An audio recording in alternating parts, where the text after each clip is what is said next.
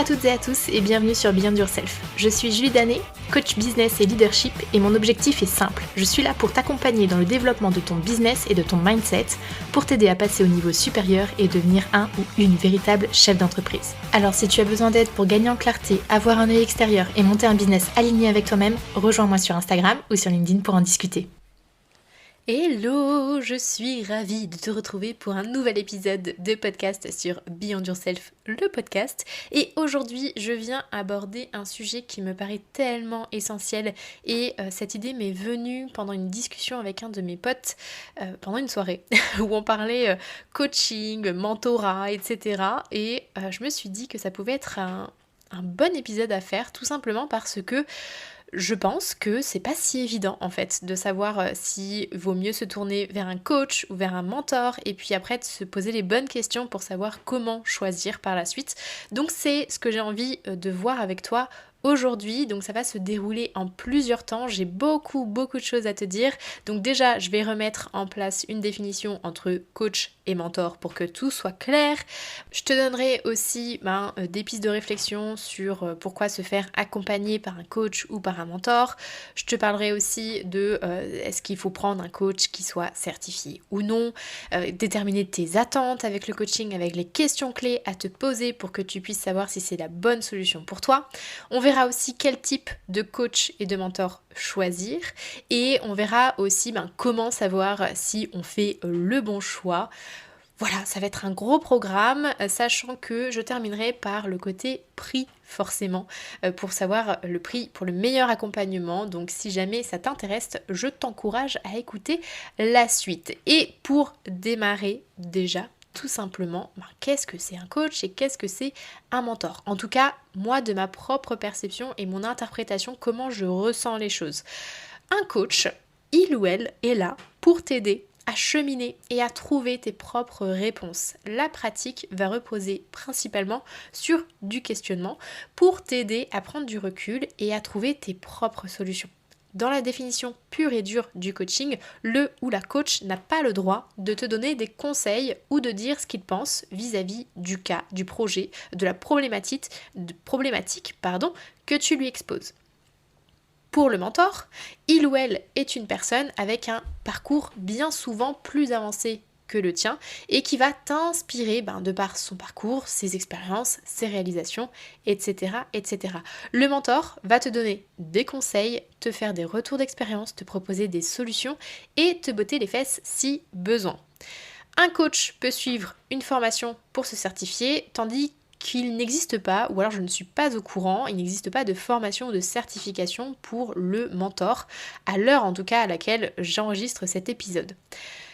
Je sais que la définition j'ai regardé un peu sur internet, j'ai rien trouvé de très probant et de très clair au niveau de la définition de coach et mentor, donc si jamais tu n'es pas d'accord avec ce que je raconte, tu as tout à fait le droit et je suis très curieuse d'en discuter avec toi par rapport à ta perception, donc n'hésite pas à venir me rejoindre sur Instagram pour qu'on puisse en discuter tout à fait librement parce que je me rends compte que moi par rapport aux échanges que j'ai, les gens confondent un peu les deux et on ne sait plus trop sur quel pied danser. Donc je veux bien en discuter avec toi pour connaître ta perception et peut-être ajuster la mienne par la suite. En tout cas, moi ce que je propose personnellement, coaching ou mentorat, je suis coach parce que je suis certifiée, mais je me rends compte que je fais un peu des deux dans mes différents accompagnements. Je fais du coaching et je fais du mentorat parce que je me suis rendu compte que c'est ce qui me correspondait le mieux et c'est aussi ce qui répond le mieux aux besoins de mes clients. C'est le juste milieu en fait, trouver un juste milieu entre le coaching et le mentorat. Donc concrètement, ça donne quoi? C'est que je jongle tout simplement entre du questionnement qui peut être un peu poussé pour faire prendre conscience des choses et comprendre ce qui bloque à mon client, mais je vais aussi ne pas hésiter à apporter un complément d'information, un complément d'expérience, de solution, si je sens que ça peut être utile à mon coaché en face. Par contre, je ne prends jamais la posture de mentor tout de suite.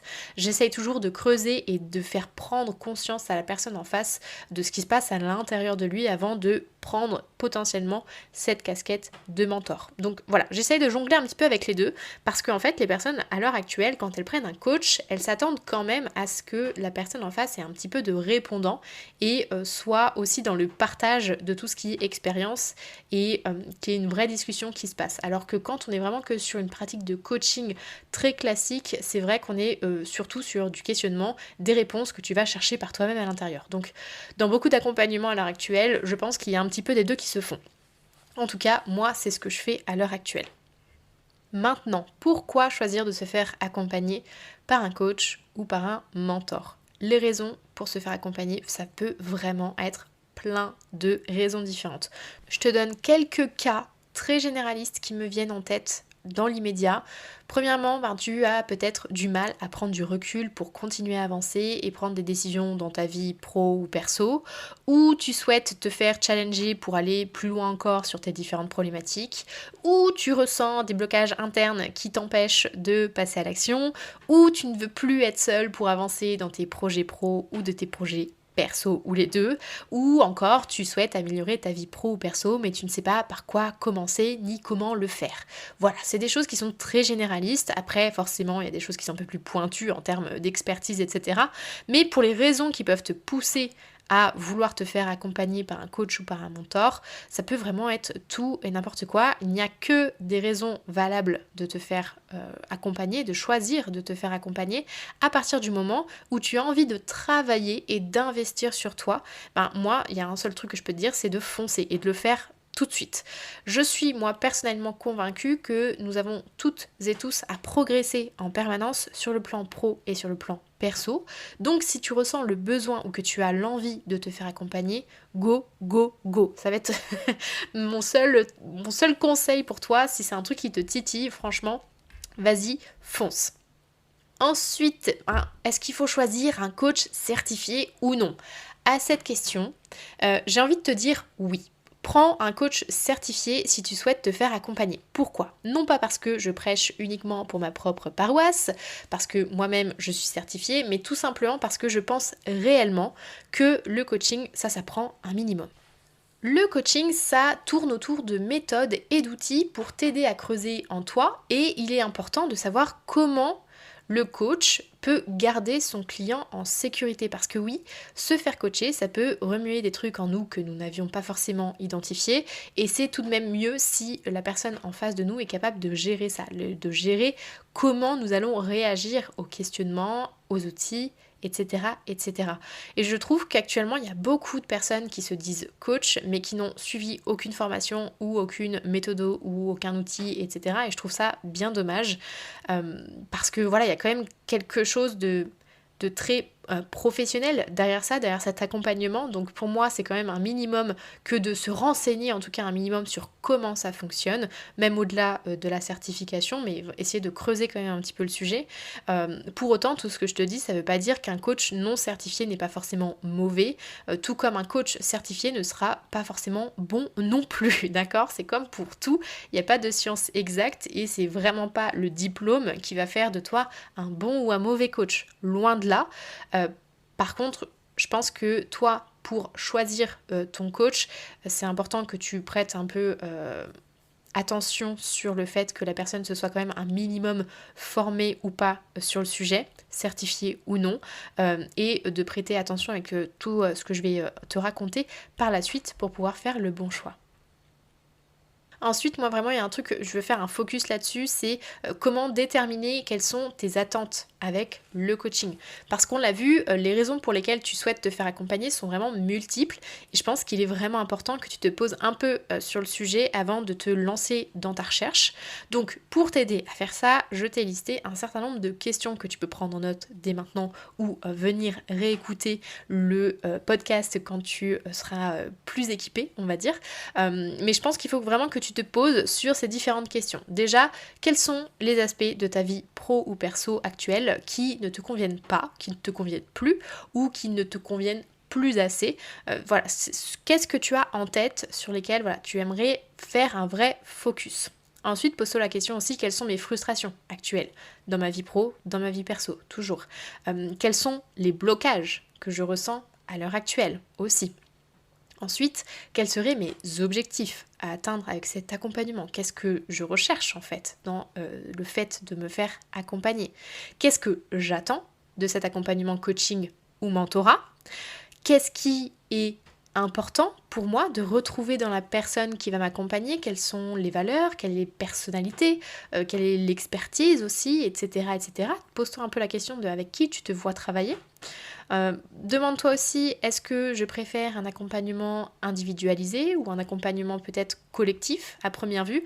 Je dis vraiment à première vue parce que c'est quelque chose qui peut potentiellement changer selon les échanges que tu auras avec les personnes et selon les offres aussi que tu consulteras. C'est des choses qui peuvent être très changeantes là-dessus. Et ensuite, il y a 2 questions qui vont être aussi super importantes. C'est combien de temps vais-je allouer à ce travail, sur moi, sur mes projets, et est-ce que je suis prêt ou prête à m'engager à 2000% dans le processus, parce que oui, se faire accompagner par un coach ou par un mentor, ça va te demander du temps, de l'énergie et de l'engagement envers toi-même. D'accord? Parce que tu peux avoir le meilleur coach ou la meilleure mentor en face de toi. Si toi, tu n'es pas prêt à te dire « Ok, je vais vraiment mettre les mains dedans et je vais faire en sorte d'avancer, d'évoluer, de me challenger, etc. » Ça ne sert à rien de commencer un accompagnement puisque le coach ou la mentor en face, c'est pas magique, d'accord? C'est pas parce que tu prends un accompagnement que ça y est, en un claquement de doigts, il y a un truc qui va se faire. Non, si toi tu n'actionnes pas les bonnes choses en face, ça ne changera rien. Tu peux avoir le meilleur Tony Robbins en face, si t'as pas envie, ok? Donc pose-toi toutes ces questions. Mets tout ça un petit peu à plat, ça te permettra de faire avancer ta réflexion et tu verras que pour la plupart des coachs et des mentors, il y a des appels découvertes qui sont proposés et c'est le type de questions que nous on va te poser pour comprendre un peu quelles sont tes problématiques et comment on peut t'aider. Donc c'est à toi aussi de préparer un petit peu tout ça en amont si tu le peux et si tu le souhaites. Ensuite, quel type de coach ou de mentor choisir? Là, j'ai listé quelques petites choses qui peuvent être intéressantes pour toi. Déjà, il faut que tu saches qu'il existe des coachs et des mentors pour tous les goûts et sur tous les domaines. Des coachs de vie, des coachs pro, des mentors holistiques, etc., etc. Il y en a vraiment à toutes les sauces. Ça va dépendre des thématiques que tu souhaites, toi, travailler. Cependant, tu verras que peu importe ton choix entre problématique pro et problématique perso, tu iras sans doute creuser dans d'autres domaines de vie parce que tout est relié. Tout est relié parce que tu es une seule et même personne. Et je te donne un exemple. Si tu ressens un mal-être dans ta vie personnelle au niveau de ta confiance en toi, il est possible que ça se répercute dans ta vie pro et vice-versa. Et quand on travaille sur l'aspect pro, on se rend compte souvent que les racines sont liées à des expériences perso. Donc il faut que tu sois prête à, prêt ou prête d'ailleurs, à travailler à 360 degrés sur toi pour te lancer avec un coach ou un mentor. Et je te donne un exemple aussi que moi j'ai vécu personnellement. L'année dernière, quand je me suis lancée à mon compte, j'ai pris un coach qui était plutôt sur le côté business, on va dire. Et finalement, pendant nos séances, on a beaucoup travaillé sur des choses qui étaient personnelles et qui avaient une répercussion sur comment je travaillais. Donc, il faut vraiment s'attendre à tout quand on commence ce type d'accompagnement parce que selon les prises de conscience, en fait, il y a des choses qu'on va creuser, qu'on n'avait pas forcément déterminées en amont. Ensuite, je te conseille vivement de ne pas te fier forcément aux étiquettes qu'on voit sur les profils. Exemple, les coachs business, ça foisonne sur Instagram en ce moment, mais tous n'ont pas les mêmes domaines de prédilection ou n'ont pas envie de bosser avec les mêmes types de profils. Certains coachs business vont t'aider à déterminer ton business model, ton client idéal, ton écosystème d'offres, etc. Tandis que d'autres seront davantage portés sur les actions marketing, la communication, le mindset, etc. Donc, il faut que tu ailles plus loin que le titre qui est donné. Moi, par exemple, pendant des mois, je me suis appelée coach mindset et business et finalement, dernièrement, je me suis transformée en étiquette coach pour entrepreneurs parce que ça correspondait bien davantage en fait à ce que j'ai envie d'apporter aux gens de manière globale. Donc voilà, l'étiquette, ça ne fait pas tout. Il est important que tu creuses et donc pour être sûr de ne pas te tromper, je te conseille de suivre mon prochain conseil qui est de prendre le temps d'observer ce que fait la personne à travers les contenus gratuits, les témoignages clients. Déjà tu peux avoir une bonne base là-dessus. Après, faut savoir que si une personne n'a pas de témoignage client, ça ne veut pas forcément dire que la personne est nulle ou n'a rien à t'apporter. Donc vaut mieux que tu provoques un échange en fait avec le ou la coach, le ou la mentor par écrit ou avec un appel pour que tu puisses tâter le terrain et que tu puisses voir si effectivement ça peut te correspondre. Mais déjà être dans ce temps d'observation avec ce qui est publié un peu au quotidien, si c'est sur Instagram, sur LinkedIn ou peu importe, sur le site internet. Voilà, prendre le temps d'observer pour savoir si déjà tu as un premier appel en fait qui se fait vers cette personne. Ensuite, moi ce que je te conseille vraiment, c'est de te renseigner sur les pratiques, les méthodes et les outils qui sont utilisés par le coach ou le mentor pour savoir si ça te correspond. Je te donne toujours un exemple personnel. Pour mon premier coach, il utilisait des méthodes d'ancrage qui, je sais, n'aurait pas plu ou parlé à tout le monde. Alors pour moi c'était ok, mais je sais que pour certaines personnes ça n'aurait pas été le cas. Donc vraiment soit dans l'observation et creuser ce qui va te parler ou non dans les accompagnements. Donc n'hésite pas à poser des questions aussi autour de ça. Et aussi d'être attentif, c'est mon prochain conseil, sur ce qui va te stimuler chez ton ou ta coach ou ton ou ta mentor. Est-ce que tu préfères partir avec quelqu'un qui t'inspire par son parcours ou par son expertise dans un domaine donné ou par ses diplômes, ses expériences pro-perso ?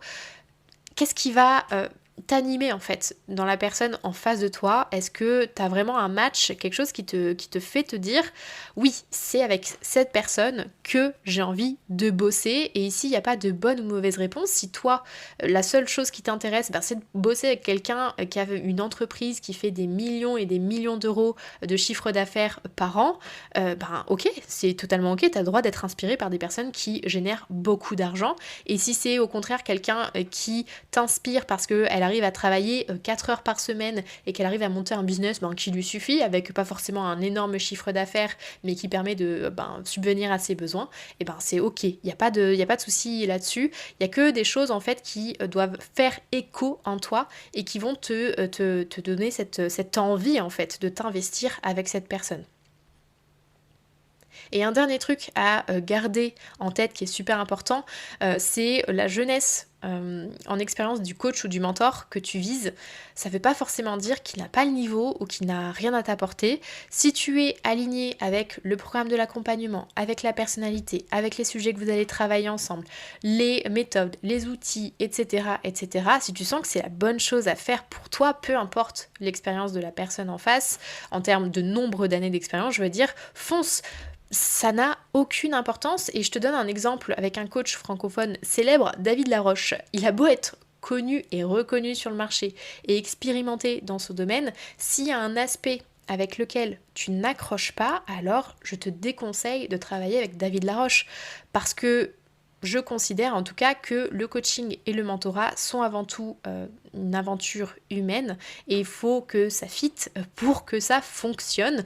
Donc ne t'arrête pas sur le côté expérience. Si tu sens que la personne a quelque chose à t'apporter, vas-y, fonce, c'est que c'est la bonne personne. Tu vas le sentir de toute façon quand tu te diras « Ah ouais, cette personne-là, j'ai envie de bosser avec elle. » Il faut vraiment que tu aies ce côté très stimulant qui ressorte de tout ça. Et donc la question à 8000 $, comment savoir si on fait le bon choix? Alors, comme pour beaucoup de choses, tu n'auras pas de confirmation et de certitude à 1000% sur ton choix avant de démarrer ton accompagnement. Je suis désolée, ça reste des choix. Et les choix, dans les choix, il y a toujours une part de risque. Et tu as un risque aussi sur ce que tu choisis au niveau de ton accompagnement, tout comme les formations que tu achètes, tout comme les bouquins des fois que tu achètes et tu t'attends à quelque chose et finalement c'est naze. C'est exactement la même chose pour les accompagnements. Je te donne quand même quelques conseils pour faire ton choix. Déjà, quand il y a un doute, il n'y a pas de doute. Si tu sens au fond de toi qu'il y a une partie qui n'est pas tout à fait à l'aise lors de l'échange, alors c'est que quelque chose te déplaît et que ce n'est pas le bon match pour toi. Donc, next. Deuxièmement, provoque si possible, systématiquement un échange en one-to-one avec la personne. Je trouve qu'il est toujours plus pertinent d'échanger de vive voix avec le coach ou la mentor qui va t'accompagner pendant plusieurs mois et à qui tu vas devoir te livrer parce que c'est des choses où on va aller creuser dans des choses qui sont pas toujours confortables. Si tu n'es pas à l'aise avec la personne en face, ça fonctionnera pas bien du tout. Donc essaye d'avoir un échange oral. De toute façon, je crois savoir que c'est quand même assez rare qu'on achète un coaching uniquement par encaissement direct, bon, sauf pour les énormes coachs, et encore là, je pense qu'il y a encore des étapes de validation à passer pour lui comme pour toi. Donc, rien de mieux qu'un échange réel pour savoir si ça match ou non. Ensuite, je te recommande vraiment de te fier au feeling que tu ressens ou non avec la personne en face. Est-ce que tu te sens à l'aise quand la personne te parle et te pose des questions? Est-ce que tu es en ligne avec sa personnalité? Est-ce que ça te parle? Est-ce que sa manière de parler match aussi correctement avec toi? Est-ce que sa manière d'aborder les sujets, ça te convient aussi? Voilà, vraiment, fie-toi à ce que tu ressens au niveau de ton feeling. Est-ce que ça match bien ou pas avec la personne? Et quand tu échanges avec cette personne, pose vraiment toutes les questions que tu as en tête. Tu es là pour savoir si tu t'engages dans un accompagnement de plusieurs mois. Alors, tu as le droit d'être curieux sur comment ça va se passer pour toi, quelles techniques vont être utilisées, quels outils aussi, quelles méthodes, quelle manière de faire entre chaque séance, etc. Il faut vraiment que tu aies tous les éléments en main pour prendre la bonne décision pour toi. Donc pose toutes les questions, on est un peu sur du recrutement là, donc pose vraiment toutes les questions. L'accompagnement c'est dans les deux sens, il faut que ça matche pour toi, il faut que ça matche pour la personne aussi en face. Donc pose toutes les questions, c'est comme ça que tu arriveras à lever potentiellement les zones d'ombre qui t'aideront à prendre la bonne décision.